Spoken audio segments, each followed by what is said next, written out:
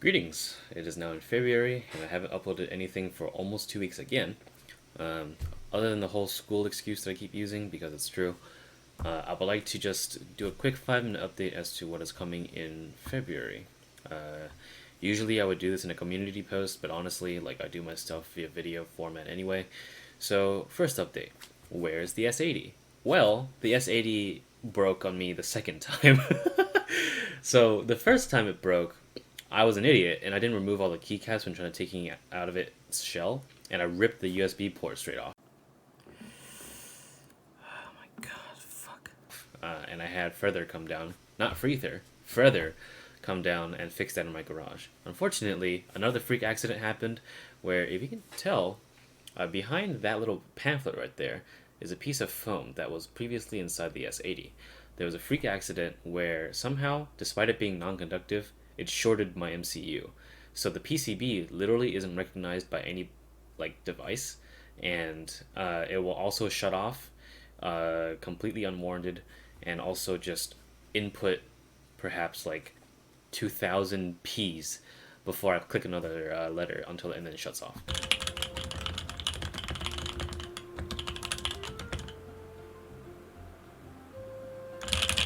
So that shit's fucking toasted.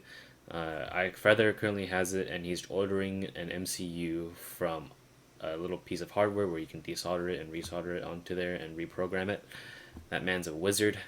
But otherwise, in the future months, I did buy Freether's SAKA or Saka 68. I ordered a purple one with a black aluminum plate. That will be the tests, or rather the switch testing keyboard going forward, because honestly, that sandwich mount and that proper sound resonance system is extremely good, and that group buy is still live. If you're interested, I'll put the link in the description.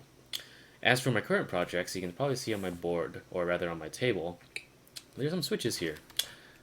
These are Everglide Tourmaline Blues. These things I would have put inside this PCB. As you can tell, it's a massive mess, but you can probably tell something's wrong here, and the reason why everything's white bottomed is because these switches don't work.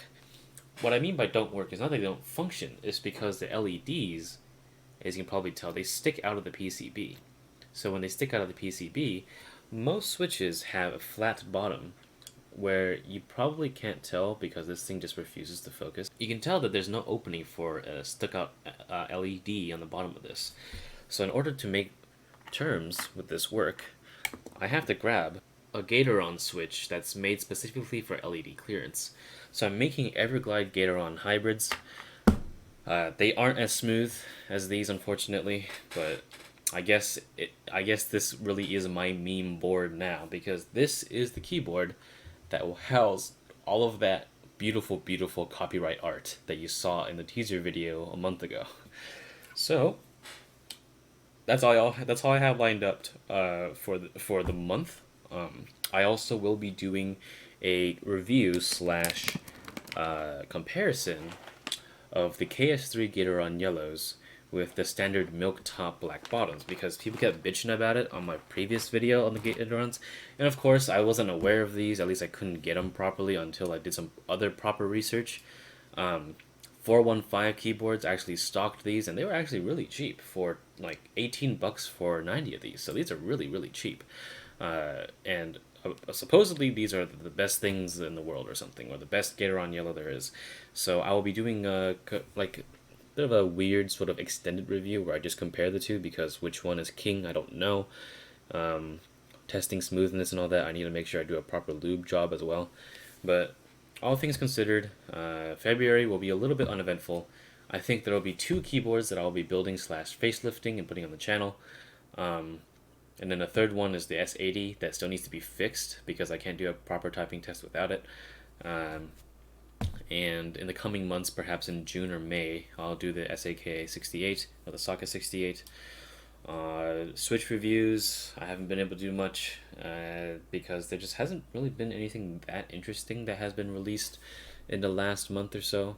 I want to get my hands on Gatoron Kangaroo inks, but the problem with that is that I just don't see myself buying 70 of them just to test them. That's a really hefty investment for me. I'm still a university student and I only work once a week. So if so by some way I can get some kangaroo inks in a pack of like 30 or 40, perhaps even like 25, I'll review them pretty in depth because they do interest me, but I just don't see myself investing in that, especially when I don't make money off YouTube. Realistically speaking, yeah, I don't plan to be monetized on YouTube, and if I did, I'd probably make like 2 cents every 5 months. So until then, if unless if I see a massive spurt in growth yet again, I don't see myself doing anything in terms of reviewing massively expensive switches, unless if I get donations or if I manage to get like a bonus 5 times a month. So until then, I think that is all for the update that I want to put out today, or rather for this month, because I know January wasn't that eventful. Um, I probably will be wasting away today afternoon uh, doing physics homework and OChem homework. But since Apex Season 2 launches tomorrow, I might do like a Season 7 wrap up video, but I know probably like 2 people will watch that. Anyway, I'm done rambling. I have a lot of Everglide switches that are also coming in the mail from a second group buy I've done with Feather and a bunch of other people from the previous Chinese group buy. But until then, I don't think there's that much to say. So again, recap.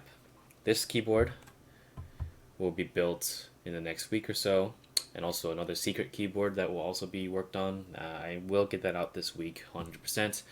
The S80 is in the works. Most likely it will be done by the end of February, if not the beginning of March, because of the fact that it's literally broken. And Switch reviews, KS3 Gatorons versus Novelty's Milktop Black Bottom Gatorons. I will be comparing those to perhaps my Polaris 75, because the linears don't sound that bad on it. But yeah, that's it. Thank you for watching, and thanks for sticking around, because without any of y'all, I wouldn't be recognized. I'm joking. Have a good day.